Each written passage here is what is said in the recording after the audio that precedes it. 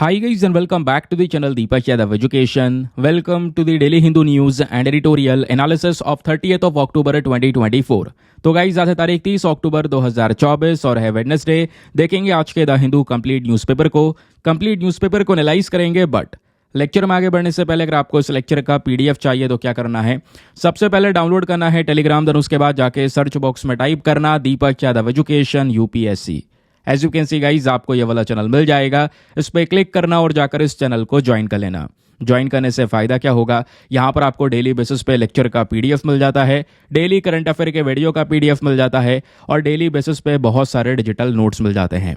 Now बढ़ते हैं आगे बढ़ने से पहले हमेशा की तरह हम लोग अपने लेक्चर को एक मैप के इक्वेशन के साथ स्टार्ट करेंगे। तो आज आप सभी को मैप में जाकर देखना है कोवेल रिवर को कहां पर है एग्जैक्टली लोकेटेड, इसको अच्छे से मैप में देखना। देन उसके बाद आकर नीचे कमेंट सेक्शन में टाइप करना, जिससे कि आप लोग इसको लंबे समय तक याद रख पाओगे।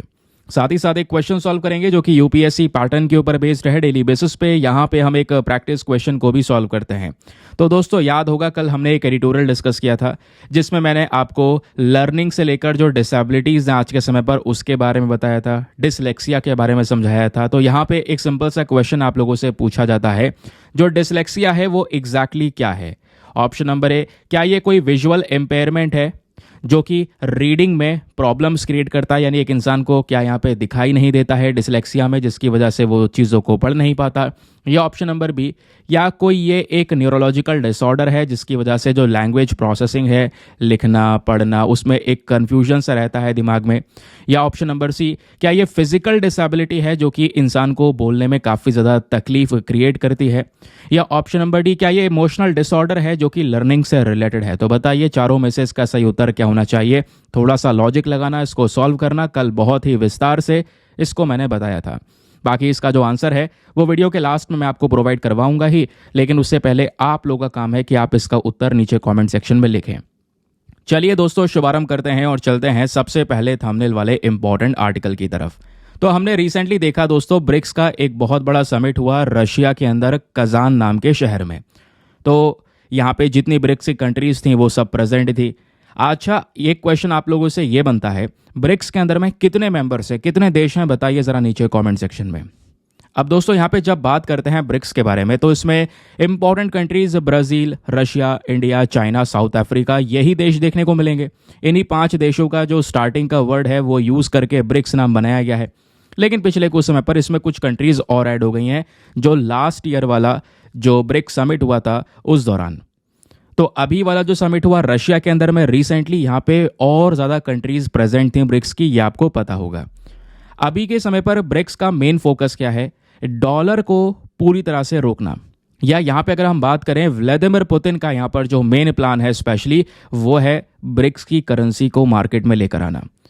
तो ऐसा यहाँ पे आपने देखा होगा कि जो ब्रिक्स का समिट हुआ रिसेंटली, उस समिट का एक वीडियो बहुत ज़्यादा वायरल हुआ सोशल मीडिया प्लेटफॉर्म पे, और वहाँ पे आपको व्लादिमीर पुतिन देखेंगे हाथ में एक नोट लेकर घूम रहे थे।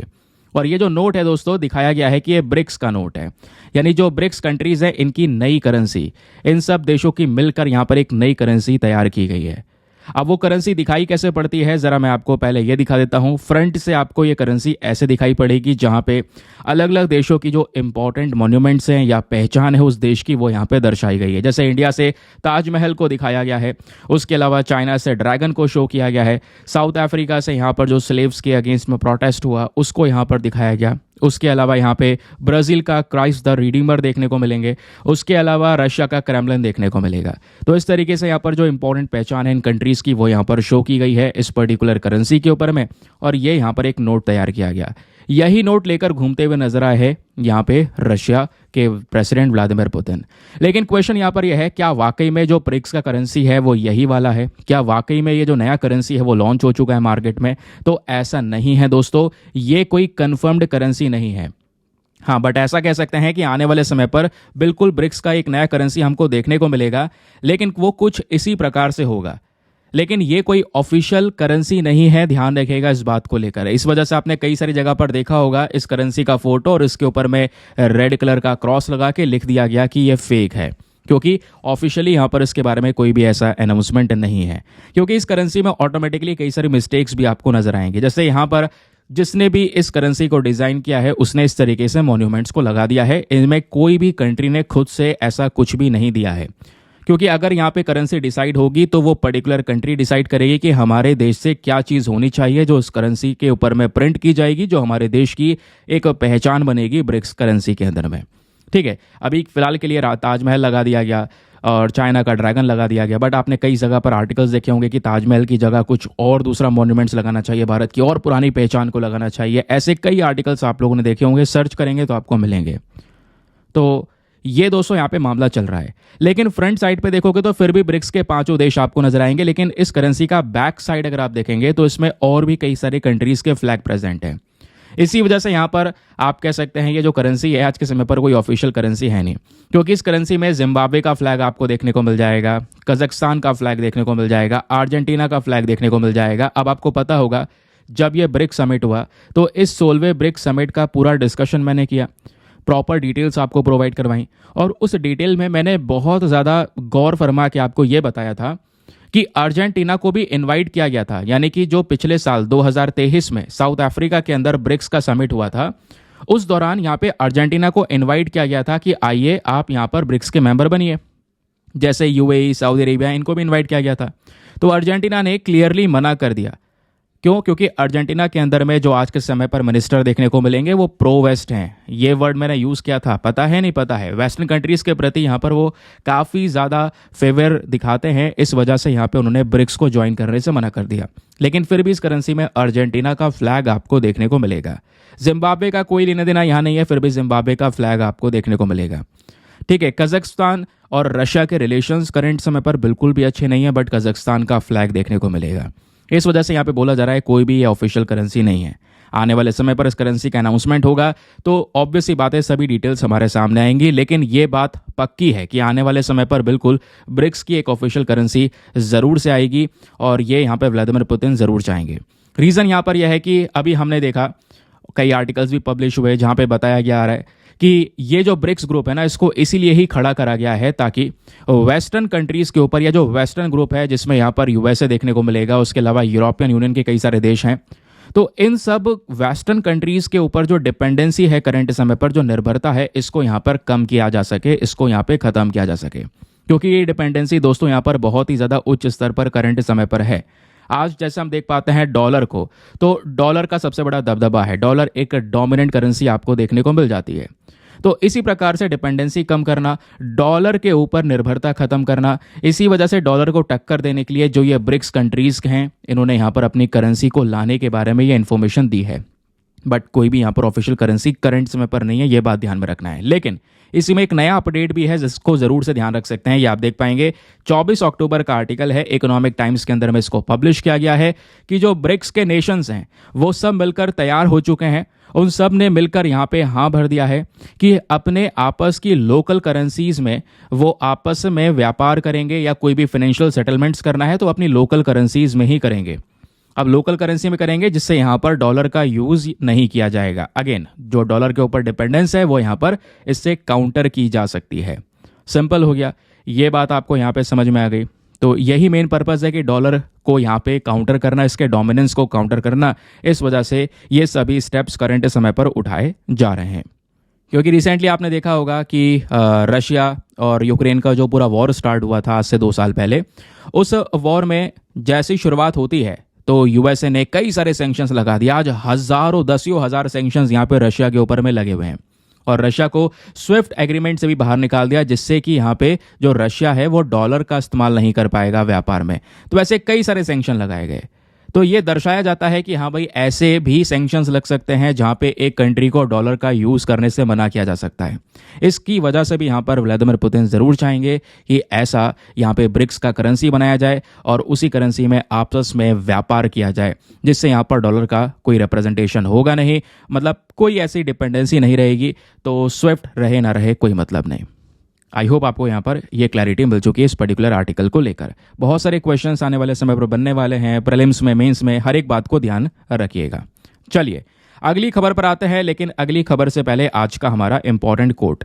अभी आपको पता होगा पिछले 2 दिन से मैं ये कोट नहीं लगा पाया था, बट चलो आज लगा दिया है। कोट वापस से आ चुके हैं अपने उसी अंदाज में जैसे यहाँ पर पहले थे। कई सारे मैसेजेस मैंने रिसीव किए, सर पैटर्न मत चेंज करो, वैसा ही रखो जैसा यहाँ पर पिछले कुछ दिनों में था या पिछले एक सप्ताह के अंदर में देखने को मिला। वो बहुत ही ज़्यादा प्रोडक्टिव था। मैंने कहा ठीक है यार, देखो होता एक्चुअली में ये है, मेरी बात सुनो अब पहले, उसके बाद यहाँ पे अपना डिसीजन लेना। जैसे कल के वीडियो का पैटर्न देखा होगा, परसों के वीडियो का पैटर्न होगा, वो मेरा खुद का डिसीजन नहीं होता है कि यहाँ कभी भी उठाया पैटर्न चेंज कर दिया। मैं पिछले, अगर डिसीजन मेरा खुद का होता तो मैं पिछले 3-4 सालों से यही कर रहा होता। पिछले 4-5 सालों से यहाँ पर एनालिसिस कर रहा हूँ मैं, एक ही पैटर्न चलता हुआ आया है। देखो प्रॉब्लम्स ये होती है, यूट्यूब के साथ में पार्टनर मैनेजमेंट का प्रोग्राम होता है जहाँ पे उनसे डिस्कशंस होती हैं। वो यहाँ पर सुझाव देते हैं चैनल को कैसे ग्रो किया जा सकता है, चैनल में क्या इश्यूज़ आ रहे हैं, वो सब कुछ यहाँ पे बताते हैं। हर ऐसे कुछ महीनों में मीटिंग्स होती रहती हैं। तो जो रिसेंट मीटिंग हुई है, ऐसी मीटिंग्स होती है, वो वहीं पे रिकमेंडेशन मिलता है कि हाँ इस तरीके से पैटर्न को फॉलो करो, ये ऐसे करके देख लो, ऐसे ट्राई करके देख लो, ऐसे ऐसे यहाँ पर हो सकता है। क्योंकि प्रॉब्लम्स दोस्तों रिसेंटली ये भी आई हैं क्योंकि अपने वीडियोज़ रिपोर्ट करे गए हैं। अब मुझे नहीं पता क्यों करे गए हैं। मैंने ये वाला जो बात है ये ऑलरेडी इंडियन एक्सप्रेस वाले वीडियो में बताया था, जो मैंने परसों शाम को रिलीज़ किया था। उसमें ऑलरेडी मैंने आपको समझाया था कि हाँ भाई ये दिक्कत आ रही है। अब ऐसा कुछ है नहीं कि मैं कोई ऐसी कंट्रोवर्सी क्रिएट कर रहा हूँ। मैं पहले ही बोल चुका हूँ कि मैं किसी के अगेंस्ट में कोई चीज़ यहाँ पे ना बोलना चाहता और ना ही कोई मुद्दा उठाना चाहता बिना फालतू में, है ना। वैसे कई सारे लोगों ने बोल रखा है अपने चैनल के अगेंस्ट में, मेरे को लिटरली कई सारे एस्पिरेंट ने वीडियो शेयर किया, उनके मैसेजेस शेयर किए उनके ग्रुप्स के। तो कोई बात नहीं, देखो मुझे कोई फ़र्क नहीं पड़ता, करते रहें जैसा करना है। तो मैं क्यों बोलूँ यार किसी चीज़ को लेकर फालतू में। पता है इसमें होगा क्या है, इसमें आप लोगों का टाइम वेस्ट होने वाला है। मैं ये नहीं चाहूँगा कि आप लोगों का टाइम वेस्ट हो, इधर उधर लगे रहो, और कोई बात नहीं, अपना काम हम करते रहेंगे। अब प्रॉब्लम्स यही है कि दोस्तों इस तरीके के अगर यहाँ पर इश्यूज़ आएंगे कि भाई मतलब मुझे एस्पिरेंट्स को मैसेज कर रहे थे, जैसे मैंने परसों वीडियो यहाँ पे शेयर किया कि सर हम कोई कमेंट करते हैं ना, तो जैसे अब कमेंट के ऊपर में जैसे लाइक होगा तो दिखा जाता है। अब डिसलाइक लगाओगे तो यहाँ पर कमेंट के ऊपर डिसलाइक नहीं दिखेगा, लेकिन डिसलाइक आपको मिलेगा तो आपको शो होगा। तो बहुत सारे यहाँ पे कमेंट्स ऐसे हैं कि सर हमारे कमेंट्स के ऊपर में भी डिसलाइक हो जाता है ना। तो मैंने कहा चलो कोई बात नहीं, चल रहे दो जैसा चल रहा है एज इट इज़। खैर अपनी कोई प्रॉब्लम नहीं है। तो मैंने बस खाली यही किया था, जो यूट्यूब के रिकमेंडेशंस होते हैं उसी को मैं फॉलो करता हूँ। उसके बाद मुझे पैटर्न बदलना पड़ता है यार, मैं क्या करूँ, मैं खुद यहाँ पर इन चीज़ों से परेशान हो जाता हूँ, ऐसे कर लो ऐसे कर लो। अब मैंने वो रिकमेंडेशन जो परसों आया था मैंने एक दिन के लिए इम्प्लीमेंट किया, लेकिन आप लोगों के बहुत सारे मैसेजेस आए कि सर लास्ट सप्ताह के अंदर में जैसा वीडियो चला था प्लीज़ वैसा ही चलाइए, जहाँ पे हमारा द हिंदू के साथ साथ इंडियन एक्सप्रेस भी कवर हो रहा था वैसे ही रहने दीजिए। तो मैंने सोचा ठीक है चलो ऐसे ही रहने देते हैं, अब जो भी होगा रिकमेंडेशन जो भी होगा आगे यार वो देखा जाएगा। अभी के लिए यहाँ पर सेशन ऐसे ही चलाते हैं, डोंट वरी, है ना।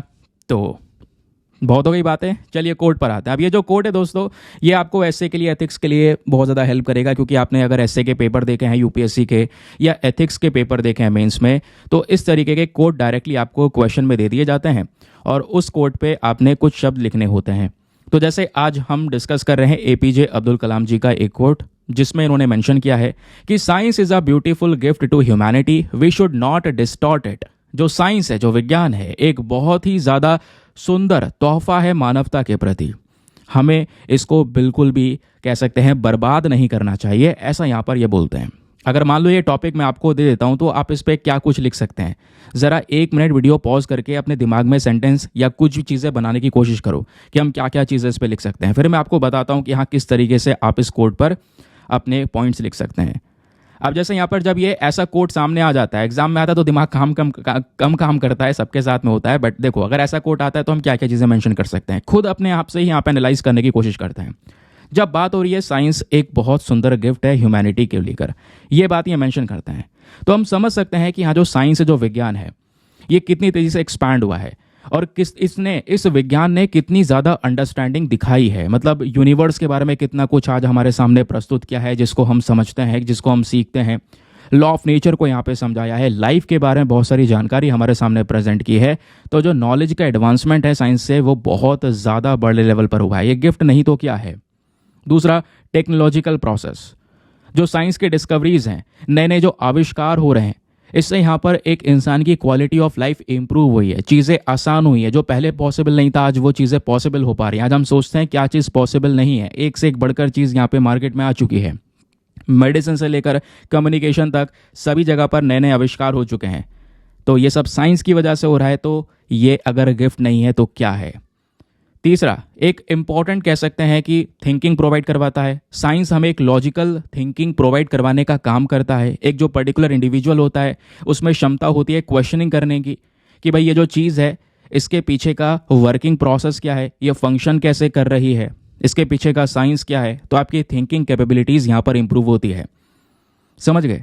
तो यहाँ पर आपको एक अच्छी इन्फॉर्मेशन देने का काम करता है। उसके अलावा आपको एक अच्छा डिसीजन मेकिंग बनाने का काम करता है ये साइंस। कैसे? आप साइंस के माध्यम से एक अच्छी चॉइस ले पाएंगे अपनी हेल्थ, एनवायरनमेंट, टेक्नोलॉजिकल जितने भी यहाँ पर और भी पर्टिकुलर फैक्टर्स नज़र आएंगे, है ना, तो वहाँ पे आप अच्छे स्टेप ले पाएंगे इन सब चीज़ों को समझकर। तो ये सब गिफ्ट नहीं तो क्या है, ऐसे हम यहाँ पर इसको मेंशन कर सकते हैं। उसके अलावा आज जितनी बड़ी बड़ी साइंटिफिक रिसर्च हो रही है, मेडिकल सेक्टर में हो रही हैं, कई कई लाइफ बचाई जा रही हैं। जो ऐसी ऐसी बीमारियां जो पहले सुन के लोग डर जाते थे कि भाई इसका कोई इलाज नहीं है, आज उन सब के ट्रीटमेंट्स अवेलेबल हैं। हेल्थ आउटकम्स आपको देखने को मिलेंगे, वैक्सीन्स आ गई हैं मार्केट में, ट्रीटमेंट्स आपको देखने को मिलेंगे, पब्लिक हेल्थ इनिशिएटिव्स देखने को मिलेंगे। तो ये सब चीज़ें यहाँ पर हमें साइंस से मिलती है। इतना ही नहीं दोस्तों, उसके अलावा यहाँ पर अगर आप देखेंगे तो यहीं पर एक एथिकल फ्रेमवर्क भी देखने को मिलेगा। जो साइंस है ये एक इंसान को सही गलत के बारे में बहुत सारी इन्फॉर्मेशन शेयर करता है। उसके अलावा हमारी भी यहाँ पर फिर बाद में रिस्पॉन्सिबिलिटी बनती है, क्योंकि एक पार्ट तो आपने टैकल कर लिया कि हाँ साइंस किस प्रकार से यहाँ पर हमारे लिए एक बड़ा तोहफा है, लेकिन हमें यहाँ पर क्यों नहीं बर्बाद करना चाहिए, ये भी हमने रीज़न ऊपर ही दे दिया है। फिर आप ये भी मेंशन कर सकते हैं, देखिए ये बहुत ही ज़्यादा ज़रूरी है कि साइंस के इंटेग्रिटी को बचाना। आज मिस इन्फॉर्मेशन ज़्यादा है, आज जितना झूठ है वो ज़्यादा देखने को मिलेगा, फेक इन्फॉर्मेशन ज़्यादा को देखने को मिलेगी। हर एक चीज़ को लेकर बहुत सारी गलत गलत खबरें देखने को मिलेंगी, है ना, कि भाई ये हो गया तो ऐसे कर लो, वो हो गया तो ऐसे कर लो। तो यहाँ पे दोस्तों ट्रांसपेरेंसी को प्रमोट करने का काम किया है यहाँ पर साइंस ने, उस मिस इन्फॉर्मेशन को कॉम्बैट करने का, उससे लड़ने का काम किया है साइंस ने।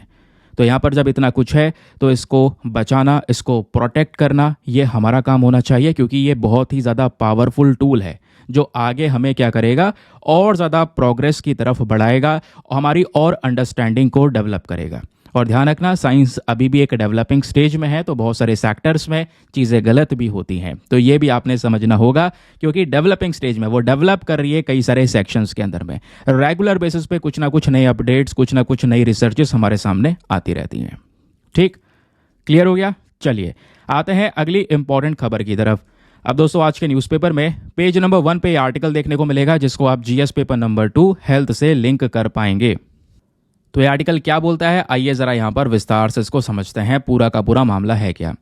प्रधानमंत्री नरेंद्र मोदी ने अभी हेल्थ कवरेज जो स्कीम है इसको और ज़्यादा एक्सपैंड कर दिया है। स्पेशली उन लोगों के लिए यहाँ पर एक्सपैंड किया गया है जिनकी उम्र 70 साल है या 70 साल से ऊपर है, और यहाँ पे कोई भी इनकम का ऐसा क्राइटेरिया नहीं है। ठीक है, तो जितने भी गरीब लोग हैं, स्पेशली पुअर पीपल हैं, जिनमें कई सारे लोगों की उम्र 70 है या 70 से ऊपर है, तो उनको भी यहाँ पर इस हेल्थ कवर स्कीम के अंदर में कवरेज मिलेगा, और उनको भी यहाँ पर ये फ़ायदे मिलेंगे। 5 लाख रुपए तक का वो भी यहाँ पर इलाज करवा पाएंगे, जिसका खर्चा यहाँ पे गवर्नमेंट करने वाली है। ठीक है, तो आप ये देख पाएंगे। अब ये चीज़ें हो किस बेसिस पे रही हैं, क्योंकि एग्जाम में कई सारे प्रकार के क्वेश्चन आपसे बन सकते हैं। तो अभी हुआ यह है एग्जैक्टली कि हमारे पास में ऑलरेडी एक स्कीम है, एक योजना है, थोड़ी पुरानी है। उस योजना का नाम क्या है, PMGAY, JAY, PMJ कह सकते हैं, या कह सकते हैं इसका फुल फॉर्म है प्रधानमंत्री जन आरोग्य योजना। वैसे ये आयुष्मान भारत की योजना है, ध्यान रखिएगा। तो कई बार यहाँ पे हम इसको AB करके लिखते हैं, AB और बाकी PMJAY। तो आयुष्मान भारत प्रधानमंत्री जन आरोग्य योजना, ये स्कीम जो है इसको एक्सपैंड कर दिया गया है। इसके अंदर में जो लोगों को पहले कवरेज दिया जाता था, अब ज़्यादा लोगों को कवरेज दिया गया है। तो बस खाली एक नया अपडेट आ गया स्कीम में, और अपडेट यह है कि अब जितने भी सीनियर सिटीजन है जिनकी उम्र 70 है या 70 से ऊपर है, इनकम का कोई क्राइटेरिया यहाँ पे कवर नहीं किया गया है, मतलब इनकम का कोई इशू नहीं है। जो भी यहाँ पर 70 साल के हैं, 70 साल से ऊपर हैं, है ना, तो उनको यहाँ पर इस स्कीम के फ़ायदे मिलेंगे, स्पेशली ताकि यहाँ पे जितने भी पुअर पीपल है, अगर वो बीमार पड़ते हैं तो अगर वो कह सकते हैं उनको कोई बेनिफिट नहीं मिल पा रहा है, कोई फ़ायदा नहीं मिल पा रहा है, कोई यहाँ पे कह सकते हैं कि इलाज नहीं हो पा रहा है, तो इस स्कीम के तहत यहाँ पर उनका फ़ायदा हो सकेगा। और हॉस्पिटल में यहाँ पे कह सकते हैं जो बेनिफिट मिलेगा वो 5 लाख रुपए तक का बेनिफिट्स मिल सकता है, ऐसा यहाँ पे बोला जा रहा है। तो बस खाली इसी योजना को एक्सपैंड कर दिया गया है। जितने भी एल्डर पर्सन है जिनकी उम्र 70 साल से ऊपर है, अब उनको भी हमारे देश में फ्री ट्रीटमेंट मिलने वाला है। फ्री ट्रीटमेंट मिलेगा हॉस्पिटल्स के अंदर में, लेकिन शर्त यह है कि ये जो फ्री ट्रीटमेंट मिलेगा इसके लिए आपके पास में कार्ड होना चाहिए, आयुष्मान वाया वंदना कार्ड जिसकी हम बात करते हैं। तो इस कार्ड के माध्यम से ये ट्रीटमेंट मिलेगा। जितने भी एल्डरली पीपल हैं, अगर कोई बड़ा इलाज होता है और एक्सपेंडिचर बहुत ज़्यादा हो जाता है तो कोई बात नहीं, गवर्नमेंट यहाँ पे इसको संभाल लेगी। साथ ही साथ में पीएम मोदी ने ये काम करने के साथ साथ ये जो स्कीम है इसको एक्सपांड किया। उसके अलावा इन्होंने यहाँ पर कुछ और इंपॉर्टेंट हेल्थ सेक्टर प्रोजेक्ट्स को लॉन्च किया है, और जो प्रोजेक्ट लॉन्च करे गए हैं वो 12,850 करोड़ रुपए के हैं। क्योंकि यहाँ पर ये सब कुछ जो पूरा प्रोजेक्ट लॉन्च करा गया, ये स्कीम के अंदर में बढ़ावा दिया गया, ये सब एक पर्टिकुलर डे पर किया गया है जिसको हम बोलते हैं 9th आयुर्वेदा डे।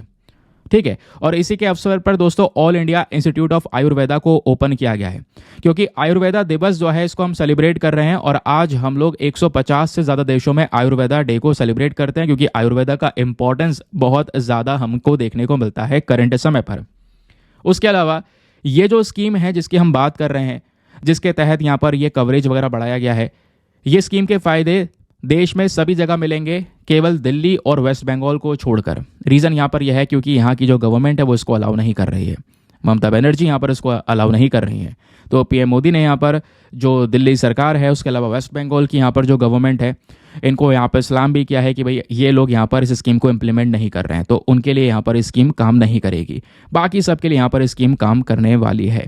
ठीक है, ध्यान रखिएगा। बाकी यहीं पर पीएम मोदी ने मेंशन किया है कि जो ये स्कीम है इसके इंपॉर्टेंट 5 पिलर्स आपको देखने को मिलेंगे। अच्छा, वो 5 पिलर कौन कौन से हैं? सबसे पहला पिलर यहाँ पर देखने को मिलेगा कि आपको एक अच्छा प्रिवेंटिव हेल्थ केयर मिलेगा, है ना, इस स्कीम के तहत। दूसरा, यहाँ पे अर्ली डिटेक्शन, यहाँ पे जो बीमारियाँ हैं उसको प्रॉपर तरीके से डायग्नोस किया जाएगा। उसके अलावा यहाँ पे फ्री और लो कॉस्ट ट्रीटमेंट मिलेगा। देन उसके बाद में मेडिसिन मिलेगी, एंड देन उसके बाद जितने भी स्मॉल टाउन है वहाँ पे डॉक्टर्स की अवेलेबिलिटी प्रोवाइड करवाई जाएगी। ये 5 सेक्शंस यहाँ पे प्रोवाइड करवाने वाले हैं ताकि जो हेल्थ सेक्टर है देश का उसको और ज़्यादा इंप्रूव किया जा सके। अभी बताया जाता है कि already 7.5 lakh registered Ayush practitioner आपको देखने को मिलेंगे, जो ऑलरेडी देश के हेल्थ केयर सेक्टर के अंदर में बड़ा कॉन्ट्रीब्यूशन दे रहे हैं। तो हमारा यहाँ पर यही मेन पर्पज़ है, इसको लगातार इंप्रूव किया जा सके। उसके अलावा पीएम मोदी ने जो दूसरा फेस है भारत के first all India institute of Ayurveda का, है ना, इसका भी यहाँ पर उद्घाटन किया है। प्लस 3 नए मेडिकल कॉलेजेस भी यहाँ पर ओपन करे गए हैं, वो यहाँ पर कुछ डिटेल शेयर की गई है। नाउ ये तो हमने पूरा का पूरा न्यूज़ आर्टिकल डिस्कस किया। एग्जाम में दोस्तों यहाँ से बहुत सारे प्रकार के क्वेश्चन बन सकते हैं। सबसे पहले आपको जिस स्कीम के बारे में हम बात कर रहे हैं ना, उस स्कीम के बारे में पता होना चाहिए कि PMJAY स्कीम एग्जैक्टली है क्या। चलिए, नहीं पता है तो मैं आपको बता देता हूँ। ये आयुष्मान भारत प्रधानमंत्री जन आरोग्य योजना यहाँ पर इसका नाम है, जैसे मैंने आपको ये दिखाया। अब इस स्कीम के बारे में बात करते हैं तो दुनिया की सबसे बड़ी हेल्थ केयर इंश्योरेंस स्कीम है जो जीवन बीमा प्रोवाइड करवाती है। अब इस स्कीम का जो पूरा का पूरा फिनांस है, यानी कि खर्चा वगैरह कौन उठाता है? सीधा सीधा गवर्नमेंट यहाँ पे फुल्ली तरीके से इस स्कीम को पैसा प्रोवाइड करवाती है। वैसे मैंने आपको बताया था ऑलरेडी कि ये स्कीम बहुत पुरानी है, साल 2018 में ही हम लोगों ने इसको ऑलरेडी लॉन्च कर दिया था। बट खाली अभी इसमें एक नया अपडेट किया गया है कि 70 ईयर से ऊपर जो सीनियर सिटीजन्स हैं उनको भी कवर किया गया है। इसमें 5 लाख रुपए तक का बेनिफिट्स आपको मिल जाता है, स्पेशली सेकेंडरी केयर और टर्शरी केयर के लिए, है ना। उसके अलावा जो हेल्थ बेनिफिट्स पैकेज है दोस्तों, इसमें क्या क्या चीज़ें कवर हो सकती हैं? कोई सर्जरी है, कोई मेडिकल है, या कोई डे केयर ट्रीटमेंट है। उसके अलावा मेडिसिन का कॉस्ट हो गया, या कोई चेकअप वगैरह है जो महंगे हैं, ये सब चीज़ें यहाँ पर कवर हो जाती हैं इस स्कीम के तहत, जिसका पैसा यहाँ पे गवर्नमेंट की साइड से मिल जाएगा। नाउ क्वेश्चन ये है कि सर यहाँ पे गवर्नमेंट फंड कर रही है इस स्कीम को, लेकिन ये फंडिंग होगी किस आधार पे, ज़रा ये बताइए।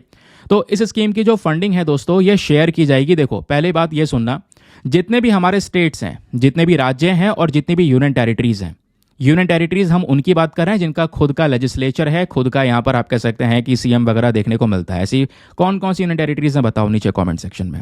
फिलहाल इसमें दिल्ली भी आता है, लेकिन दिल्ली को इसमें कवर नहीं किया गया, पहले ही मैं आपको बता चुका हूँ। तो यहाँ पे ये जो PMJAY स्कीम है, इसकी फंडिंग कैसे होगी? सभी राज्य और वो यूनियन टेरिटरीज जिनका खुद का लेजिस्लेचर नहीं है, तो उन जगहों में 60:40 का शेयर बटेगा, यानी कि 60% यहाँ पे सेंट्रल गवर्नमेंट पैसा खर्चेगी और बाकी 40% यहाँ पे हमारी स्टेट गवर्नमेंट यानी कि राज्य सरकार पैसा खर्चेगी। तो इस तरीके से ये काम चलने वाला है। लेकिन जो हमारे नॉर्थ ईस्टर्न स्टेट्स हैं उनको छोड़ा गया है। अब नॉर्थ ईस्टर्न स्टेट्स में आपका असम, मेघालय, त्रिपुरा, है ना, ये सब यहाँ पर स्टेट्स आ गए। तो नॉर्थ ईस्टर्न स्टेट्स और स्पेशली जम्मू एंड कश्मीर, फिर हिमाचल प्रदेश एंड देन उत्तराखंड, जितने पहाड़ी इलाके हैं, हिल एरियाज़ की बात हो रही है, तो ये जो यहाँ पे मैंने नाम लिए हैं, एक तो नॉर्थ ईस्टर्न स्टेट्स में आपके सभी स्टेट्स आ गए, जम्मू कश्मीर, हिमाचल प्रदेश और उत्तराखंड। ये वो जगह है जहां पे फंडिंग पैटर्न थोड़ा सा चेंज होगा। यहाँ पे 90:10 में ये फंडिंग दी जाएगी, यानी कि 90% यहाँ पर केंद्र सरकार खर्च करेगी और 10% यहाँ पे यहाँ की राज्य सरकारें खर्च करेंगी।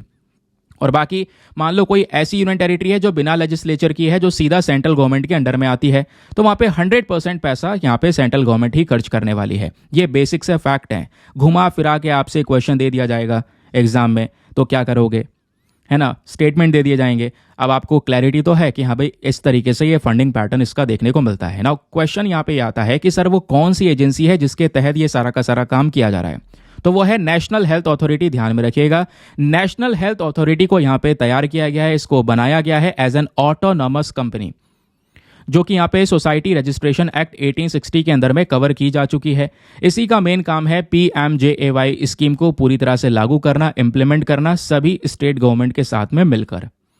तो ये तो दोस्तों NHA जो है ये देश के स्तर पे काम करने वाली बॉडी है, क्योंकि आगे वर्ड लगा है नेशनल हेल्थ अथॉरिटी। जो दूसरी है वो हमारी SHA है, that is state health agency, ये हमारी राज्य स्तर पे काम करती है। तो SHA भी दोस्तों यहाँ पर एक इंपॉर्टेंट एपेक्स बॉडी है, उच्च लेवल की बॉडी है, स्पेशली स्टेट गवर्नमेंट के अंदर में, जिसकी मेन रिस्पॉन्सिबिलिटी है कि राज्य के अंदर में जो ये स्कीम है ABPMJAY स्कीम, इसको लागू करने का काम SHA का रहेगा। तो इस तरीके से यहाँ पर यह वर्क करने वाली स्कीम। आई होप आपको बढ़िया तरीके से पूरा मामला समझ में आ गया है, आर्टिकल समझ में आ गया। यहाँ से एग्जाम में कोई क्वेश्चन बनेगा तो आप रेडी हैं इस क्वेश्चन को हर तरीके से सॉल्व करने के लिए। चलिए आगे बढ़ते हैं, लेकिन आगे बढ़ने से पहले एक इंपॉर्टेंट इन्फॉर्मेशन। अगर आप लोग हमारे पेड ग्रुप्स को ज्वाइन करना चाहते हैं तो आपके पास में बढ़िया मौका है इसको ज्वाइन करने के लिए। यहाँ पर आपको डेली बेसिस पे करंट नोट्स के PDF वगैरह प्रोवाइड करवाए जाते हैं। फॉर एग्जाम्पल जितना भी डिटेल्स आप लोग यहाँ पर देख पा रहे हो, ये सब डिटेल्स दोस्तों एक अच्छे से PDF में आपको प्रोवाइड करवाई जाती है। एक ऐसा PDF जिसका प्रिंट आउट वगैरह आप निकलवा सकते हैं, एक ऐसा PDF जो हिंदी और इंग्लिश दोनों भाषाओं में प्रोवाइड करवाया जाता है। एक ऐसा ग्रुप आपको ज्वाइन करवा दिया जाएगा जिसको ज्वाइन करने के बाद में लगभग आपके करंट अफेयर की प्रॉब्लम सारी की सारी सॉल्व हो जाएगी। आप नोट्स बना रहे हैं, किसी दिन नहीं बना रहे हैं, ज़रूरत ही नहीं पड़ेगी, क्योंकि इस ग्रुप में सभी डेटा अवेलेबल है। ऐसा PDF मिल जाएगा जिसको आप आराम से रिवाइज कर सकते हैं। PDF डाउनलोड करना नहीं पसंद है तो भी टेंशन नहीं है, इस ग्रुप में यहाँ पर सभी कंटेंट डायरेक्टली भी अवेलेबल है, स्क्रॉल करके पढ़ सकते हैं। ऐसे बहुत सारे फीचर्स आपको देखने को मिलेंगे। कोई ऐसा टॉपिक है जो बहुत पुराना है, आप उसको सर्च करके पढ़ सकते हैं, खोज सकते हैं। ज़्यादा कोई PDF बार बार खोज कर निकालने की ज़रूरत नहीं पड़ेगी। और इवन यहाँ पे आज इस ग्रुप को आप ज्वाइन करेंगे तो ऐसा नहीं है कि आज से कंटेंट मिलना शुरू होगा, नहीं, पुराना कंटेंट भी आपको मिलेगा। तो ये इस ग्रुप में बेनिफिट्स मिल जाएंगे। इस ग्रुप को ज्वाइन करने का जो फी पेमेंट है वो बहुत ही मिनिमम है, just 499 for the lifetime access. जब तक आपका सिलेक्शन ना हो जाए तब तक आप 499 में इस ग्रुप को ज्वाइन करके रख सकते हैं।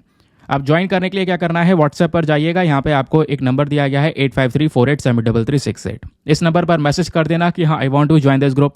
वहाँ पे आपको रिप्लाई मिलेगा, पेमेंट का प्रोसेस दिया जाएगा और उससे ज़्यादा इंपॉर्टेंट आपको डेमो वीडियो का लिंक भी मिलेगा। आप पूरे डेमो वीडियो को अच्छे से चेक कर सकते हैं, देख सकते हैं कि मुझको कहाँ पर क्या फ़ायदा होगा। अपने आप को कंप्लीटली सेटिस्फाई करने के बाद में जाकर ये इन्वेस्टमेंट आप कर सकते हैं। बाकी दोस्तों यार मेक श्योर क्या कर दिया करो, वीडियो के ऊपर में जो लाइक का बटन है उसको प्रेस कर दिया करो। इस समय पर आपके सपोर्ट्स की रिक्वायरमेंट है, तो 5K लाइक्स का हम लोगों ने टारगेट रखा हुआ है। चलिए अगली इंपॉर्टेंट खबर पर आते हैं। अगली न्यूज़ यहाँ पे दोस्तों आज के न्यूज़पेपर में ही प्रेजेंट है, जहाँ पे हमारे होम मिनिस्टर अमित शाह जी ने एक मोबाइल एप्लीकेशन दोस्तों हमारे देश को दिया है। एक नया एप्लीकेशन आ चुका है और वो जो एप्लीकेशन है वो बर्थ एंड डेथ रजिस्ट्रेशन को कवर करेगा।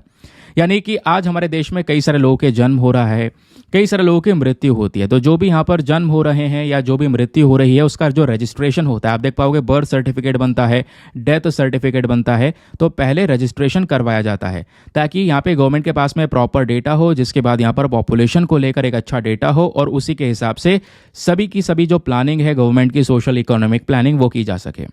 तो इसके लिए यहाँ पर ये सब रिकॉर्ड्स रखने ज़रूरी होते हैं। तो ये रजिस्ट्रेशन करना पहले आपका रजिस्ट्रार जनरल ऑफ इंडिया के माध्यम से सब काम हुआ करता था, अभी मैं आपको बताऊंगा। लेकिन अब क्या कर दिया गया है, इसी प्रोसेस को बहुत आसान कर दिया गया, आप कहीं से भी यहाँ पर ये काम करवा पाएंगे। तो हुआ एग्जैक्टली ये है कि कल मंगलवार को ये एक नया एप्लीकेशन लॉन्च हुआ है और ये है civil registration system mobile application. इसमें नई टेक्नोलॉजी ऐड कर दी गई है और बताया गया ये टेक्नोलॉजी ऐसी है जो कि क्या करेगी, अगर यहाँ पे किसी का जन्म हुआ है या किसी की मृत्यु हुई है तो उसका जो रजिस्ट्रेशन करना होता है वो आप यहीं पर इसी प्लेटफॉर्म पे कर पाएंगे, इसी एप्लीकेशन पे कर पाएंगे, है ना। आपको किसी भी प्रकार की कोई प्रॉब्लम नहीं होगी। आप कहीं पर भी हो, किसी भी राज्य में हैं, आप अपने राज्य की ऑफिशियल भाषा में ये पूरा रजिस्ट्रेशन कर पाएंगे। इससे क्या होगा, इससे यहाँ पे जो रजिस्ट्रेशन है दोस्तों ये आराम से हो सकेगा, और इससे जो हमारा डेटा है एनपीआर का वो भी अपडेट हो सकेगा। सर ये एनपीआर क्या है? एनपीआर कहता है हम लोग नेशनल पॉपुलेशन रजिस्टर, ध्यान में रखिएगा। अब जो डेटा है एनपीआर के लिए सबसे पहली बार 2010 में कलेक्ट किया गया था, बाद में इसको 2015 में अपडेट किया गया, जहाँ पे हम क्या करते हैं, जगह जगह हर घर जाके यहाँ पे सारा डिटेल्स निकालते हैं। और आज ये जो हमारा एनपीआर है, नेशनल पॉपुलेशन रजिस्टर, इस पर्टिकुलर प्लेटफॉर्म में ऑलरेडी 119 करोड़ लोगों की जानकारी या उनका रजिस्ट्रेशन हुआ है। तो एनपीआर दोस्तों यहाँ पर इस तरीके का पहला स्टेप आपको देखने को मिल जाता है जहाँ पे इस तरीके का काम किया गया है। ठीक है, ये पहला स्टेप है जहाँ पे हम लोग अपना पूरा का पूरा एक ऐसा सिटीजन्स का जो डेटा है वो क्रिएट कर रहे होते हैं सिटीजन एक्ट के माध्यम से। नाउ क्वेश्चन यहाँ पर यह है कि हमारे देश के अंदर में जितने भी बर्थ और डेथ होते हैं इसको लेकर एक कानून, एक एक्ट भी है, ध्यान रखिएगा। वैसे तो ये कानून बहुत पुराना था, लेकिन पिछले साल इसमें अमेंडमेंट कर दिया गया। इस वजह से ये जो नया लॉ है इसका नाम है registration of birth and death amendment act 2023। 2023 का जो ये लॉ है दोस्तों, इस पर्टिकुलर लॉ के तहत जितने भी यहाँ पे बर्थ और डेथ हो रहे हैं हमारे देश में, स्पेशली यहाँ पर अक्टूबर 1, 2023 से इनको डिजिटली रजिस्टर किया जा सकता है। आप डिजिटली इनको रजिस्टर कर सकते हैं। ये पोर्टल दिया गया था, अब फाइनली एप्लीकेशन भी आ चुका है, तो सब कुछ यहाँ पे चीज़ें डिजिटाइज कर दी गई हैं। अब जैसे ही आप सर्टिफिकेशन पूरा करेंगे, ये डिजिटाइजेशन के माध्यम से आप पूरा सर्टिफिकेट ले लेंगे, तो आपको एक डिजिटल बर्थ सर्टिफिकेट मिल जाएगा। और वही सिंगल डॉक्यूमेंट जो आपको मिलेगा दोस्तों ऑनलाइन, उसी सिंगल डॉक्यूमेंट का आप जगह जगह पे यूज़ कर सकते हैं। चाहे कहीं पर एडमिशन लेना हो किसी संस्थान के अंदर में, चाहे गवर्नमेंट जॉब के लिए अप्लाई करना हो, चाहे यहाँ पर कोई मैरिज रजिस्ट्रेशन हो, सभी जगह पे आप उन डॉक्यूमेंट्स का यूज़ कर पाएंगे। बस ये डिटेल्स यहाँ पर एग्जाम के लिए ध्यान में रखनी है। अब एग्जाम के लिए भी ये डिटेल ध्यान नहीं रखनी है, ये तो बस खाली केवल खबर है। अभी जो हमें बात करनी है वो है CRS के बारे में। जो CRS ऐप है, specially civil registration system app, ये जो एप्लीकेशन लाया गया है ये एग्जैक्टली है क्या। और जैसे हम लोग बात करते हैं कि आज के समय पर जो मेन काम होता है ये वाला पॉपुलेशन रजिस्टर करने के लिए, उसके लिए एक इंपॉर्टेंट पोस्ट है जिसको बोलते हैं रजिस्ट्रार जनरल ऑफ इंडिया। ध्यान रखिएगा, रजिस्ट्रार जनरल ऑफ इंडिया की जो पोस्ट है दोस्तों, ये फाउंड की गई थी 1961 में हमारी भारत सरकार के थ्रू, जो कि यहाँ पर स्पेशली गृह मंत्रालय है, इसी के तहत ये काम किया गया था। और ध्यान में रखिएगा कि इसी रजिस्ट्रार जनरल ऑफ इंडिया का मेन काम क्या होता है, जितना भी डेमोग्राफिक सर्वे है हमारे देश के अंदर में पॉपुलेशन को लेकर, जो जितना भी डेटा है उसको अरेंज करना, उसको कंडक्ट करना, उसको एनालाइज करना, ये सारा काम इसमें, चाहे हमारा सेंसस ऑफ इंडिया क्यों ना आ जाए, लिंग्विस्टिक सर्वे ऑफ इंडिया क्यों ना आ जाए, भाषा को लेकर जो सर्वे है, ये सारा काम यहाँ पर अरेंज करने का रजिस्ट्रार जनरल ऑफ इंडिया का होता है। नाउ सवाल यह है कि sir registrar general of India की पोजीशन पर बैठता कौन है? तो हमेशा एक सिविल सर्वेंट ही देखने को मिलेगा, ठीक है, जिसके पास में जॉइंट सेक्रेटरी की रैंक होती है, उसी को यहाँ पर रजिस्ट्रार जनरल ऑफ इंडिया बनाया जाता है। नाउ दूसरा important point, civil registration system, जो अभी यहाँ पे एप्लीकेशन लॉन्च किया गया है CRS एप्लीकेशन, ये क्या है जरा ये सुनिए। सिविल रजिस्ट्रेशन सिस्टम जो है भारत का, ये एक यूनिफाइड प्रोसेस है। ये एक ऐसा प्रोसेस है जहाँ पे जितनी भी यहाँ पर इंपॉर्टेंट रिकॉर्डिंग्स है, या किसी बच्चे का जन्म हुआ है, डेथ हुई है या होने वाला है, ऐसे कुछ बहुत सारी यहाँ पर आपको डिटेल्स देखने को मिल जाती हैं। यहाँ पे स्टिल बर्थ मतलब होता है जन्म लेने के बाद उस बच्चे की मृत्यु हो गई, डेड बर्थ जिसको बोलते हैं, मृत जन्म जिसको बोलते हैं, ऐसे वाला कोई केस है, या बर्थ का कोई केस है, या डेथ का कोई केस है, उन सबको यहाँ पर इसी सिविल रजिस्ट्रेशन सिस्टम के अंदर में रजिस्टर किया जाता है। तो ये जो डेटा जनरेट होता है दोस्तों, यहाँ पर इसको हम यूज़ करते हैं अपने देश के इंपॉर्टेंट प्लानिंग के लिए। गवर्नमेंट जो पॉलिसीज स्कीम्स बनाएगी वो इसी के आधार पर बनाएगी कि भाई कहाँ पर कितने लोग प्रेजेंट हैं, तो इसके लिए यहाँ पर ये बॉडी काम करती है। और जैसे मैंने आपको बताया कि हमारे पास में इसको लेकर पूरा कानून है, registration of birth and death act. ये 1969 का लॉ हुआ करता था, बट इसमें अमेंडमेंट कर दिया गया 2023 के अंदर में। तो अमेंडमेंट करने के बाद में ये जो लॉ है वो इस तरीके से यहाँ पे आ गया, जिसके बाद इन्होंने इसी में ही ये जो रजिस्ट्रेशन है इसको डिजिटाइज कर दिया है। तो अब डिजिटल वे में आप ये सारा काम कर पाएंगे। क्लियर हो गया? तो एक और यहाँ पे न्यूज़ आर्टिकल होता है हमारा समाप्त। अगली इंपॉर्टेंट खबर पर आते हैं। अगली खबर दोस्तों GS paper number 3 defence and security के पॉइंट ऑफ व्यू से काफ़ी ज़्यादा इंपॉर्टेंट आपको देखने को मिलेगी। क्या बात हो रही है? देखिए, जनरल इलेक्ट्रिक जो इंजन है स्पेशली यहाँ पे वो डिलीवर कर दिए जाएंगे हमारे लाइट कॉम्बैट एयरक्राफ्ट के लिए मार्च और अप्रैल के महीने तक, स्पेशली 2025 तक ये बात हो रही है। अब मामला क्या, ज़रा ये सुनो। देखो दोस्तों, हम क्या कर रहे हैं ना, हमें बहुत सारे एयरक्राफ्ट्स की आवश्यकता है अगर हमें अपनी एयरफोर्स को बहुत ज़्यादा मजबूत करना है तो। अब कई बार क्या होते हैं, जो एयरक्राफ्ट होते हैं वो 2-3 प्रकार के होते हैं, जैसे हम लोग देख पाते हैं लड़ाकू विमान जो होते हैं। इसमें जो सबसे बेहतरीन होता है वो होता है लाइट कॉम्बैट एयरक्राफ्ट। अब नाम से पता चल रहा है लाइट कॉम्बैट एयरक्राफ्ट, एक ऐसा एयरक्राफ्ट जो हल्का भी है और लड़ाकू भी है। तो हल्का होगा तो फ़ायदा क्या होगा, जितने भी हमारे हिली एरियाज़ होंगे या पहाड़ी इलाके होंगे वहाँ पे इनको ऊंचाई पे उड़ाया जा सकता है। क्योंकि अगर यही कॉम्बैट एयरक्राफ्ट अगर हैवी होगा, भारी होगा, तो ज़्यादा ऊंचाई पे नहीं जा सकता, है ना। तो यहाँ पे आप ज़्यादा ऊंचाई पे नहीं जाएगा तो पहाड़ी इलाकों में खतरा रहेगा उसको क्रैश होने का। इस वजह से यहाँ पे लाइट कॉम्बैट एयरक्राफ्ट हमको चाहिए, ताकि यहाँ पे जैसे हमारा जम्मू वाला रीजन है, कश्मीर वाला रीजन है स्पेशली, वहाँ पर भी हम सही से ऑपरेट कर सकें। तो इसके लिए यहाँ पे जो हमने तैयार किया है, इसमें ध्यान रखिएगा लाइट कॉम्बैट एयरक्राफ्ट में दो वेरिएंट्स हैं। एक MK1 है और दूसरा MK1A है। तो जो ए वाली सीरीज़ है वो थोड़ी सी अपडेटेड है, MK1 में ही अपडेशन लाया गया है। तो यहाँ पे आप देख पाएंगे यही है हमारा तेजस LCA MK1A सीरीज़। और इसमें अभी यहाँ पे क्या चाहिए, हमें इंजन चाहिए, बेस्ट इंजन। तो हमने इस इंजन को लेकर एक बड़ी डील की है अमेरिका के साथ में। तो अमेरिका के यहाँ पर इंजन मैन्युफैक्चरिंग कंपनी है जिसका नाम है जनरल इलेक्ट्रिक, इन्हीं के साथ में डील की थी, लेकिन लंबे समय से ये डील अटकी पड़ी थी। क्योंकि दोस्तों बात यह है, ये डील बहुत पहले की जा चुकी है कि भाई आप हमें इंजन बना के देंगे। कौन सा इंजन, F404 जेट इंजन। लेकिन लगातार ये डिले पे डिले कर रहे थे। नाउ फाइनली यहाँ पर उन्होंने बोला कि अब काम शुरू हो चुका है और मार्च अप्रैल 2025 तक आपको ये इंजन सौंप दिए जाएंगे। आपको मतलब किसको, हमें, भारत को। हाँ, तो भारत में किस कंपनी को सौंपे जाएंगे। तो दोस्तों यहाँ पे ध्यान रखिएगा, जो ये डील हुई है यूएसए के साइड से, तो यूएसए की कंपनी है जनरल इलेक्ट्रिक, लेकिन भारत की साइड से कौन सी कंपनी है, तो वह है हिंदुस्तान एरोनॉटिक्स लिमिटेड। इनके बीच में ये डील हुई थी। तो अब यहाँ पे बोला जा रहा है, वैसे हमने इस एयरक्राफ्ट को बनाने के लिए एक डिफेंस एग्रीमेंट साइन किया था 2021 में, और ये लगभग 48,000 करोड़ रुपए का डिफेंस एग्रीमेंट हमने हिंदुस्तान एरोनॉटिक्स लिमिटेड के साथ में साइन किया। इन्हीं को तो काम सौंपा गया था कि भाई आपको ये बनाना है। तो इन्होंने यहाँ पर अब नया इंजन, बेस्ट इंजन लगाने के लिए जनरल इलेक्ट्रिक के साथ में डील की है। अब फाइनली यहाँ पे बोला जा रहा है कि जल्द से जल्द यहाँ पर ये चीज़ें हो जाएंगी और यहाँ पे अब ये हमारे एयरक्राफ्ट तैयार होंगे, जिससे यहाँ पे बहुत सारे जेट्स हमारे पास में आने वाले हैं। इसमें थोड़ी सी कॉस्ट बढ़कर लगेगी, लेकिन बेस्ट क्वालिटी के जेट्स हमको यहाँ पर मिल जाएंगे। आई होप आपको यहाँ पर ये जो मामला है वो समझ में आ गया है। लेकिन एग्जाम के पॉइंट ऑफ व्यू से कुछ बेसिक फैक्ट्स हैं जो कि आपको पता होने चाहिए। लाइट कॉम्बैट एयरक्राफ्ट की हम बात कर रहे थे। तो ये जो पर्टिकुलर एयरक्राफ्ट बनाने का प्रोग्राम है, कोई नया प्रोग्राम नहीं है। इस प्रोग्राम की शुरुआत भारत सरकार ने 1984 में ही कर दी थी, जब हम लोगों ने यहाँ पर एरोनॉटिकल डेवलपमेंट एजेंसी एस्टेब्लिश की, ताकि इस तरीके के प्रोग्राम को मैनेज किया जा सके। अब होता यहाँ पर यह है कि लाइट कॉम्बैट एयरक्राफ्ट कई सारे प्रकार के ऑपरेशन चला सकता है। Air to air operations, air to surface, है ना, सटीक तरीके से कहीं पर अटैक करना है, वो सब काम यहाँ पर ये कर सकता है। हवा में ही रिफ्यूलिंग की जा सकती है। दूसरे एयरक्राफ्ट के अंदर में अगर फ्यूल भरना है तो वो काम किया जा सकता है इसी लाइट कॉम्बैट एयरक्राफ्ट के माध्यम से, जो कि कुछ इस प्रकार से दिखाई पड़ता है, ये आप देख पाएंगे। लेकिन सर ये वर्ड मैं जो यूज़ कर रहा हूँ लाइट कॉम्बैट एयरक्राफ्ट, इसके अपने आप में ही बहुत सारे वेरिएंट से ध्यान रखिएगा। पहला वेरिएंट यहाँ पर तेजस ट्रेनर है। यहाँ पे 2 सीटर ये वाला एयरक्राफ्ट तैयार किया गया है स्पेशली ट्रेनिंग पर्पस के लिए, जहाँ पे हम अपने पायलट्स को ट्रेनिंग देते हैं। फिर LCA नेवी आपको देखने को मिलेगा। ये ट्विन और सिंगल सीट वाला कैरियर आपको नजर आएगा, ये स्पेशली इंडियन नेवी के लिए तैयार किया गया है। फिर लाइट कॉम्बैट एयरक्राफ्ट तेजस नेवी MK2 देखने को मिलेगा। फिर ऐसे यहाँ पर MK1A भी है, जिसमें यहाँ पर बहुत सारे इंप्रूवमेंट्स करे गए हैं, नया इंजन लगाया गया है, जिसका डिस्कशन अभी हम लोगों ने ऑलरेडी किया ऊपर आर्टिकल के अंदर। ठीक है, क्लैरिटी मिल गई, समझ में आ गया। चलिए अगली खबर पर आते हैं। अब ये जो अगली खबर है बहुत काम की है, और ये बेसिकली आज का दोस्तों हमारा एडिटोरियल है। ठीक है, तो एडिटोरियल भी इंपॉर्टेंट होता है, और आज का मेंस का क्वेश्चन भी मैं इसी एडिटोरियल के बेसिस पे आपको देने वाला हूँ। इस एडिटोरियल को हर्ष वी पंत और साथ ही साथ में एक दूसरी यहाँ पर फीमेल देखने को मिलेंगे, जिन्होंने मिलकर इस एडिटोरियल को लिखा है।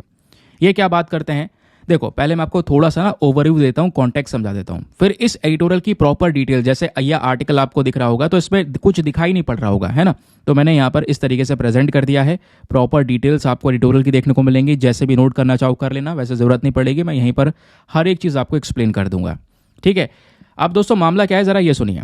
हम पिछले कुछ समय से देख पा रहे हैं म्यांमार कितना ज़्यादा चर्चाओं में बन चुका है। म्यांमार करंट समय पर हमारा पड़ोसी देश है। एक लंबी बाउंड्री 1600 से भी ज़्यादा किलोमीटर की लंबी बाउंड्री म्यांमार के साथ में भारत शेयर करता है। लेकिन ये था बात साल 2021 की। साल 2021 में दोस्तों फरवरी के महीने में म्यांमार की जो मिलिट्री है वो कर देती है यहाँ पे कू मतलब तख्ता पलट। अब म्यांमार की मिलिट्री ने कर दिया यहाँ पे तख्ता पलट। तख्ता पलट करने के बाद में क्या हुआ, वहाँ की जो प्रॉपर सरकार थी, जिसको लोगों ने चुन के बैठाया था, वोटिंग दे के बैठाया था, ऑंग सान सू की का नाम आपने सुना होगा, उनकी गवर्नमेंट चल रही थी, उस गवर्नमेंट को उठा के फेंक दिया। और उन सभी लीडर्स को यहाँ पे अरेस्ट कर दिया। आज भी यहाँ पर कई सारे लीडर्स अरेस्ट करे गए हैं। तो म्यांमार में ये कुछ समस्याएं दोस्तों पिछले कुछ समय पर देखने को मिली। इतना ही नहीं दोस्तों, ये जो तख्ता पलट हुआ इसके बाद डेमोक्रेसी खत्म हो गई, और डेमोक्रेसी खत्म होने के बाद में लोगों ने प्रोटेस्ट करना शुरू किया। लोग यहाँ पे सड़कों पे उतरे, लोगों ने मांग की नहीं कि हमें यहाँ पर वापस से अपनी गवर्नमेंट चाहिए, हमें वापस से डेमोक्रेसी चाहिए, हम वापस से वोट देकर अपनी मन पसंदीदा सरकार को बैठाना चाहते हैं सत्ता में। तो पता है वहाँ की मिलिट्री, जिसको जनता का नाम दिया गया है JUNTA, वहाँ की मिलिट्री ने अपने ही देश के नागरिकों को मारना शुरू कर दिया। कई लोगों की जान गई, खुला यहाँ पे गोलियां चलानी शुरू कर दी। इसकी वजह से म्यांमार से बहुत सारे जो लोग हैं वो यहाँ पे भारत में घुसना भी शुरू करे, क्योंकि मैंने आपको बताया 1600 से ज़्यादा किलोमीटर की लंबी बाउंड्री भारत म्यांमार की देखने को मिलती है। तो म्यांमार से कई सारे लोग इंडिया में एंटर करना शुरू कर गए, और आज बहुत सारे यहाँ पर लोग हैं म्यांमार से जो इंडिया में आए हुए हैं। तो दोस्तों हमें वो भी मैनेज करना है, और इसके लिए मैनेजमेंट के लिए हमने बॉर्डर के ऊपर में जितनी भी सुविधाएं लोगों को दी जा रही थी वो ख़त्म कर दिया। आपने सुना होगा फ्री मूवमेंट रिजीम के बारे में, FMR के बारे में। तो फ्री मूवमेंट रिजीम एक ऐसा कॉन्सेप्ट है जो कि म्यांमार और भारत के बॉर्डर पर लोगों को आना जाना का इजाज़त देता है। वो पास बनवा लेते हैं, हफ्तों हफ्तों तक रह सकते हैं, इंडिया का कोई व्यक्ति म्यांमार में, म्यांमार का कोई व्यक्ति इंडिया में। बट ये सब 200 चीज़ें ख़त्म की गई, और बॉर्डर के ऊपर प्रॉपर फेंसिंग की जा रही है आज, ताकि यहाँ पे जो इस तरीके से लोगों का आना जाना है वो बंद किया जाए, क्योंकि म्यांमार में हालात सुधार नहीं रहे। ये आपको समझ में आ गया? तो ये डिस्कशन हो रहा है म्यांमार को लेकर। अब दूसरी साइड आइए, अब दूसरी साइड ये आइए कि हमने अभी देखा थोड़े समय पहले ब्रिक्स का मीटिंग हुआ, लेकिन सर ब्रिक्स के मीटिंग से पहले पता होगा 6 अक्टूबर से लेकर 11 अक्टूबर का समय जो था, इस पर्टिकुलर डेट में आसियान का भी एक बड़ा मीटिंग हुआ था। आसियान क्या है? Association of south east Asian Nations. जितने भी साउथ ईस्ट एशियन कंट्रीज हैं उनका यहाँ पर ये ग्रुप है आसियान। इनका भी एक मीटिंग हुआ, और ये जो मीटिंग था ये 44वां समिट था। अब दोस्तों आगे की बात सुनो, ये 44वां समिट कहाँ पे हुआ? पहली बात जो एग्जाम के लिए रेलिवेंट है, ये 44वां समिट हुआ है लाओस के अंदर में। कहाँ पर हुआ है?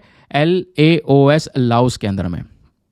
PM मोदी भी गए, बहुत सारे डिस्कशंस हुए, है ना। और इस आसियान समिट में कई सारी बातचीत यहाँ पर आपको देखने को मिलेंगी। अब होता यह है कि इसी आसियान ग्रुप का हिस्सा यहाँ पर एक म्यांमार भी है। म्यांमार भी एक इंपॉर्टेंट कंट्री है जो आसियान का हिस्सा है। और आसियान ग्रुप इसलिए जाना जाता है, मतलब आसियान ग्रुप जो है ये इसलिए जाना जाता है कि हम स्टेबिलिटी, शांति वगैरह बनाए रख सकें। लेकिन प्रॉब्लम यह है कि भाई म्यांमार, जिसमें खुद इतना ज़्यादा प्रॉब्लम क्रिएट हुआ है, तख्ता पलट हुआ है, हम वहाँ पे शांति नहीं बना पा रहे। अब ध्यान रखिए, भारत कोई आसियान का हिस्सा नहीं है, बस खाली आसियान के जितने भी 10 देश हैं उनके साथ में हमारे रिलेशंस बहुत अच्छे हैं, है ना। तो अभी क्या हुआ, ये कंट्रीज आनी जाती हैं शांति बनाने के लिए, लेकिन वो म्यांमार में शांति नहीं बना पा रही है, और म्यांमार खुद यहाँ पे आसियान का हिस्सा है। और इसके लिए यहाँ पर आसियान ने 5 पॉइंट कंसेंसस, आपने नाम सुना होगा, इस तरीके का प्रस्ताव रखा। कुछ 5 पॉइंट्स मेंशन किए थे जिससे म्यांमार में शांति बनाई जा सकेगी, डेमोक्रेसी वापस लेकर आई जा सकेगी। भाई हुआ ही नहीं, म्यांमार की मिलिट्री तैयार ही नहीं हुई आज तक यहाँ पर कोई भी मामला सुधरा नहीं है। तो यही तो एक बड़ी समस्या है। तो कुछ आसियान के मेंबर, जिसमें इंडोनेशिया भी है, मलेशिया भी है, फिलीपींस भी हैं, वो लगातार कोशिश कर रहे हैं कुछ मजबूत एक्शन लिया जाए म्यांमार के अगेंस्ट में। लेकिन दूसरी तरफ यहाँ पे कुछ और कंट्रीज हैं, जैसे यहाँ पर थाईलैंड हो गया, कैम्बोडिया हो गया, लाओस हो गया, ये म्यांमार की मिलिट्री को सपोर्ट कर रहे हैं। तो भाई आसियान ग्रुप में जितने भी देश प्रेजेंट हैं, एक तरफ आपका इंडोनेशिया, मलेशिया, फिलीपींस, दूसरी तरफ थाईलैंड, कंबोडिया, लाओस, और ये बटे हुए हैं। इंडोनेशिया, मलेशिया चाहते हैं कि भाई मामला सुधर जाए, और ये थाईलैंड, कंबोडिया ऑलरेडी अपने क्लोज रिलेशन बना के बैठे हैं वहाँ की मिलिट्री गवर्नमेंट के साथ में। और आसियान ग्रुप जाना किस लिए जाता है? शांति बनाने के लिए। तो कहाँ से यहाँ पे वो अपने ऑब्जेक्टिव को पूरा कर पाएगा? वही तो राइटर एक्सप्लेन करते हैं। तो राइटर एक्सप्लेन करते हैं कि हमें एक कलेक्टिव एफर्ट की जरूरत है। आसियान के अकेले की बस की बात नहीं है, जैसा सिनेरियो चल रहा है। इंडिया को बीच में आना होगा, क्योंकि इंडिया एक इंपॉर्टेंट ट्रेडिंग पार्टनर है आसियान कंट्रीज के साथ में। तो भारत इन आसियान देशों के साथ में मिलकर क्या कर सकता है? म्यांमार में शांति बना सकता है। अब वो शांति कैसे बनाएगा, आइए वो डिस्कस करते हैं। इतना आपको समझ में आया? ये मैंने आपको पूरा ओवरव्यू दे दिया। ये आप देख पाओगे, जिसके बारे में आपको बताया 44वां आसियान का समिट अभी रिसेंटली होता है, जो कि म्यांमार की बुरी कंडीशन को डिस्कस करता है। अब म्यांमार में जो सिविल वॉर, ये पूरा गृह युद्ध चला, इससे म्यांमार की कंडीशन तो बुरी हुई, लेकिन आसियान देशों के इन ग्रुप के ऊपर में एक कह सकते हैं कि नाकामी का ठप्पा भी लगा है कि भाई यहाँ पर ये सही से काम नहीं कर पा रहे। इतना ही नहीं, यहाँ की जो म्यांमार की मिलिट्री है, जिसको हम लोग जनता बोलते हैं, जैसे मैंने आपको बताया, ये पूरी तरह से कंट्रोल ले चुकी है। वहाँ की जो गवर्नमेंट हुआ करती थी म्यांमार की, आंग सान सू की सरकार हुआ करती थी, इसको पूरी तरह से ख़त्म कर दिया है।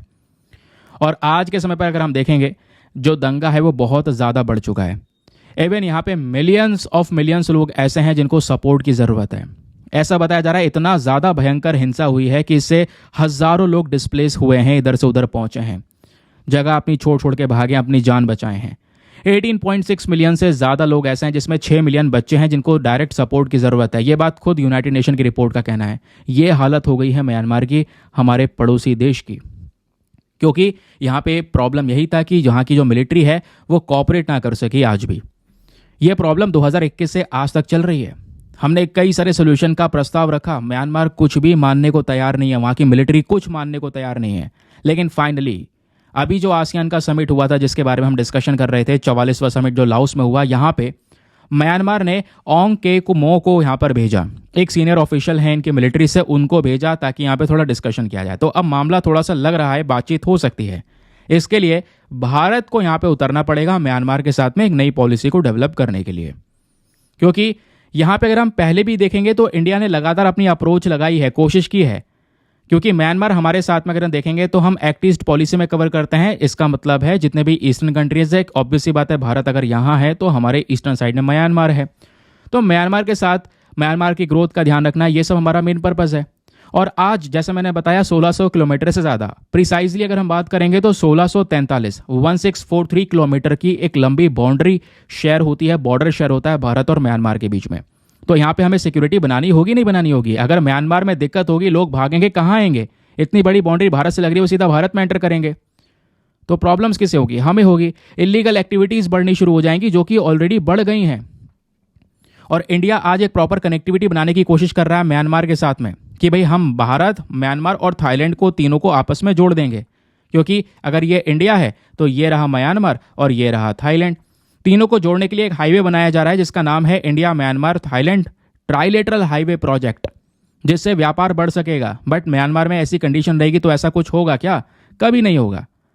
अब भारत और म्यांमार ने कई सारे मेमोरेंडम ऑफ अंडरस्टैंडिंग को भी साइन किया है, कई सारे प्रोजेक्ट साइन किए हैं। भारत ने कितना सारा पैसा प्रोवाइड करवाया है म्यांमार की इकोनॉमिक डेवलपमेंट के लिए।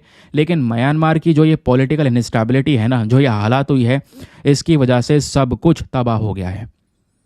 उसके बाद सबसे बड़ी दिक्कत है रेफ्यूजी क्राइसिस। जो वहाँ से लोग हैं वो शरण लेने के लिए भारत में भाग रहे हैं। इस वजह से हमें फ्री मूवमेंट रिजीम नाम का जो पूरा प्रोजेक्ट था वो खत्म करना पड़ा। बॉर्डर के ऊपर जो हम खुला छूट देते थे कि पास लेके आप इंडिया आ सकते हैं, रह सकते हैं, फिर इंडिया के लोग वहाँ जा सकते हैं, पास लेकर वहाँ पे रह सकते हैं, ये सब मामला हमें ख़त्म करना पड़ा। बॉर्डर प्रॉपर तरीके से क्रिएट करनी पड़ी। आज सेंट्रल गवर्नमेंट प्रॉब्लम्स फेस कर रही है। आज सेंट्रल गवर्नमेंट के ऊपर में जोर दिया जा रहा है स्टेट गवर्नमेंट की साइड से, स्पेशली जो म्यांमार से बॉर्डर को शेयर करती हैं। अगर मैं आपको एक बॉर्डर वाला मैप दिखा दूं, चलो ये वाला मैप देख लो, तो ये आप देख पाएंगे, ये इधर म्यांमार है और ये है भारत के नॉर्थ ईस्टर्न स्टेट्स। ये पूरी बाउंड्री हमारी म्यांमार के साथ में लगती है ना? तो यहाँ पे क्लियरली आपको दिख रहा होगा, एक बाउंड्री अरुणाचल प्रदेश की है, इधर नागालैंड है, फिर इधर मणिपुर है, नीचे यहाँ पर आपको मिजोरम भी देखने को मिलेगा। ये सभी स्टेट्स क्या करते हैं? म्यांमार से बाउंड्री को शेयर करते हैं। तो ये सब राज्य सरकार आज के समय पर यहाँ पे जोर दे रही है केंद्र सरकार के ऊपर कि भैया कुछ कीजिए, लोग यहाँ से घुस के आ रहे हैं हमारे पास में, हम कैसे इनको संभालेंगे? फ्री मूवमेंट रिजीम अलग शुरू कर रखा था। अब क्वेश्चन दोस्तों यहाँ पे बन सकता है फ्री मूवमेंट रिजीम के बारे में, तो इसको भी ध्यान रखिएगा, एग्जाम में सवाल बन सकता है आप लोगों से, क्या है फ्री मूवमेंट रिजीम? चलिए मैं आपको इसके बारे में थोड़ा सा बताता हूँ। ये एक ऐसा प्रोजेक्ट या एक ऐसा रिजीम हुआ करता था जहाँ पर दोनों देशों का जो बॉर्डर है, उस बॉर्डर में आसपास यानी कि म्यांमार का कोई व्यक्ति भारत में आ सकता था और भारत के 16 किलोमीटर के दायरे तक रह सकता था, या और भारत का कोई व्यक्ति म्यांमार में जा सकता था, उनके 16 किलोमीटर के दायरे तक घूम सकता था। ठीक है, तो एक दूसरे के बॉर्डर को क्रॉस कर सकते थे, 1 साल का भी वैलिडिटी कार्ड भी बन जाता था। वो रह सकते थे, 2-2 सप्ताह तक यहाँ पर विजिट कर सकते थे, आराम से रुक सकते थे, ये सब प्रोसेस उनको प्रोवाइड करवाया गया था। तो ये जो यहाँ पर इस तरीके से बॉर्डर को खोल दिया गया था, ये 2018 में काम किया गया ताकि म्यांमार के साथ में रिलेशंस को डेवलप किया जा सके। लेकिन जो अब प्रॉब्लम्स क्रिएट हो गई हैं दोस्तों, इसकी वजह से इस रिजीम को कर दिया गया है ख़त्म, क्योंकि भारत म्यांमार का बॉर्डर है बहुत बड़ा। क्योंकि ये दोस्तों ध्यान रखिएगा, एग्जाम में क्वेश्चन बन सकता है कि आखिरकार वो भारत के कौन कौन से राज्य हैं जो म्यांमार के साथ में बॉर्डर्स को शेयर करते हैं। तो उसमें मिजोरम है, मणिपुर है, नागालैंड है, अरुणाचल प्रदेश भी आपको देखने को मिलेगा। ठीक है। और आज के समय पर जो हमारी असम राइफल ग्रुप है वो इस वाले बॉर्डर का ध्यान रखती है, वो इस बॉर्डर को यहाँ पे पूरी तरह से गार्ड करती है। अब ये तो हमने समस्याएं समझ ली, भारत को मिलकर काम करना चाहिए, आसियान ग्रुप को यहाँ पे काम करना चाहिए, वो हम लोगों ने एक एस्पेक्ट वो समझ लिया। अब दोस्तों एग्जाम में आप लोगों से भारत म्यांमार के संबंध के बारे में क्वेश्चन बन सकता है, तो इसको भी विस्तार से पढ़ना जरूरी है। चलिए आइए हिस्टोरिकल बैकग्राउंड समझते हैं। भारत और म्यांमार का इतिहास बहुत लंबा है। इनका कल्चरल, रिलीजियस और व्यापार को लेकर भी कई सारे लिंक देखने को मिलेंगे जो एंशिएंट समय से जुड़े हुए हैं। अब इंडिया यहाँ पर कंट्री है, आप कह सकते हैं Lord Buddha, land of Lord Buddha यहाँ पे बोला जाता है। और आज म्यांमार के अंदर में आप देख पाएंगे बुद्धिज्म ही फॉलो किया जाता है। अगर हम इंडिया और म्यांमार की बात करें तो जब अंग्रेज़ों ने कब्जा किया था भारत के ऊपर में, तो उस समय पर भारत म्यांमार ब्रिटिश इंडिया का ही हिस्सा हुआ करता था। जब ये कॉलोनियल रूल चल रहा था 1935 तक दोस्तों, भारत म्यांमार एक हिस्सा हुआ करता था ब्रिटिश इंडिया का। लेकिन देश की आज़ादी के बाद में इंडिया और म्यांमार के बीच में एक डिप्लोमेटिक रिलेशंस एस्टेब्लिश करे गए, फिर इनके क्लोज टाइज मेंटेन करे गए और इन दोनों ने फिर अपनी दोस्ती का ट्रीटी साइन कर लिया 1951 में। फिर हमारी जो प्राइम मिनिस्टर है वो 1987 में विजिट करते हैं ताकि म्यांमार के साथ में रिलेशंस को और मजबूत किया जा सके। फिर 2002 में भारत ने अपना कॉन्सुलेट ओपन कर दिया म्यांमार के मांडले में, है ना, तो अपनी एम्बेसी वगैरह ओपन कर दी।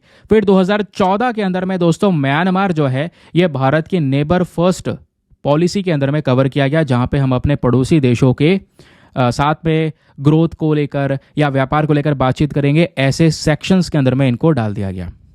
फिर उसके बाद अब म्यांमार का इंपॉर्टेंस दोस्तों भारत के लिए भी बहुत ज़्यादा है। क्यों? क्योंकि बगल में है यहाँ पे म्यांमार और म्यांमार के कुछ इंपॉर्टेंट पोर्ट्स। अब ये पोर्ट लेना चाहता है चाइना। हम नहीं चाहते कि चाइना यहाँ पर इन पोर्ट्स को कब्जाए, बट अभी भी चाइना का बहुत बड़ा एक्सेस आपको देखने को मिलेगा। इवन आज म्यांमार के अंदर जो ये मिलिट्री का तख्ता पलट है, मिलिट्री को पावर मिल रही है, वो भी यहाँ पर कहीं ना कहीं चाइना की साइड से प्रॉपर तरीके से सपोर्ट दिया जा रहा है। ठीक है।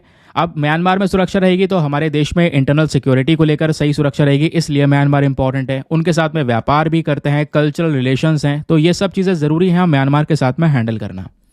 क्योंकि दोस्तों जब हम लोग यहाँ पर इकोनॉमिकल रिलेशंस को देखते हैं, ट्रेड और इकोनॉमी को अगर आप देखेंगे तो 2016-17 और 1980 और 81 के बीच का कवरेज देखिए। 1980 का समय वो था जब भारत म्यांमार के बीच में केवल और केवल $12 मिलियन का व्यापार हुआ करता था। आज 2016-17 में यही व्यापार बढ़कर $2 बिलियन का हो गया, मिलियन नहीं बिलियन डॉलर्स। यहाँ पे म्यांमार को बहुत सपोर्ट मिलता है दोस्तों।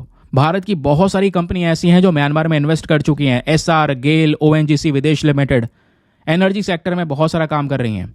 इतना ही नहीं, म्यांमार की मदद से हम अपना कनेक्टिविटी बना रहे हैं थाईलैंड तक, जिसके बारे में आपको बताया ना था कि India Myanmar Thailand trilateral highway project के ऊपर में काम चल रहा है। तो वो ये प्रोजेक्ट है जो भारत म्यांमार और थाईलैंड को जोड़ने का काम करता है। 2001 में यहाँ पर इसका उद्घाटन भी किया गया था। बट प्रॉब्लम यही है, म्यांमार में सुरक्षा रहेगी तभी तो सब कुछ हो पाएगा, बट अगर वहाँ सुरक्षा नहीं रहेगी तो प्रॉब्लम्स हमारे सामने इसी तरीके से बनी रहेंगी। समझ गए? क्लियर हो गया? अब क्वेश्चन आप लोगों से ये बन सकता है कि बताइए, हाल ही में यहाँ पे हम देख पा रहे हैं म्यांमार में स्थिति बहुत खराब है, तो इससे भारत और म्यांमार के संबंध में क्या क्या चुनौतियां देखने को मिल सकती हैं? ऐसा सवाल बन सकता है आपसे, बिल्कुल बन सकता है। तो चलिए यहाँ पे थोड़ा सा ये पढ़ लेते हैं। यही वो आंग सान सू की हैं जिनकी सरकार वगैरह म्यांमार की मिलिट्री ने गिरा दी है। अब दोस्तों यहाँ पे सबसे बड़ी समस्या यही है कि म्यांमार में डेमोक्रेसी हो चुकी है खत्म। भारत बिलीव करता है डेमोक्रेसी में। अब यहाँ पे क्या है, पूरी तरह से मिलिट्री के थ्रू सारा काम हो रहा है। अब इंडिया चाहता है वहाँ पे चीज़ों को बैलेंस कर पाना, तो ये भारत के लिए काफ़ी ज़्यादा मुश्किल हो चुका है। इतना ही नहीं, व्यापार को लेकर जो संबंध है, ट्रेड को लेकर जो रिलेशंस है दोस्तों दोनों देशों के बीच में, वो आज के समय पर नेगेटिवली इम्पैक्ट हो चुके हैं। रोहिंग्या इशू आपको देखने को मिलेगा। बहुत सारे रोहिंग्याज जहाँ जिनको म्यांमार से मार के भगाया गया था वो आज के समय पर भारत के अंदर में है ना। बहुत सारे रोहिंग्याज को इंडिया ने कह सकते हैं एज अ रेफ्यूजी रखा हुआ है। फिर बात आती है इंटरनल सिक्योरिटी की। मैं आपको बता ही चुका हूँ कि भाई यहाँ पे अगर म्यांमार के में कोई दिक्कत आएगी तो वो भारत तक फैलेगी दिक्कत। और म्यांमार और भारत के बीच में बॉर्डर्स के ऊपर में आज कई सारे गलत काम हो रहे हैं, ड्रग्स की ट्रैफिकिंग, आर्म्स की ट्रैफिकिंग हो ही रही है। फिर उसके अलावा ट्रेड डेफिसिट आपको देखने को मिलेगा। ये इंडिया म्यांमार आज के समय पर व्यापार अगर आप देखोगे भी तो यहाँ पे बहुत सारे प्रोजेक्ट ऐसे हैं जहाँ पे म्यांमार को ज़्यादा कोई फ़ायदा हो नहीं रहा है, तो ऐसे कुछ ट्रेड डेफिसिट भी आपको नजर आएंगे। बाकी म्यांमार के अंदर जो तख्ता पलट कू हुआ उसके बारे में सभी जानकारी मैं यहाँ पे आपको ऑलरेडी पहले ही दे चुका हूँ। क्लियर हो गया।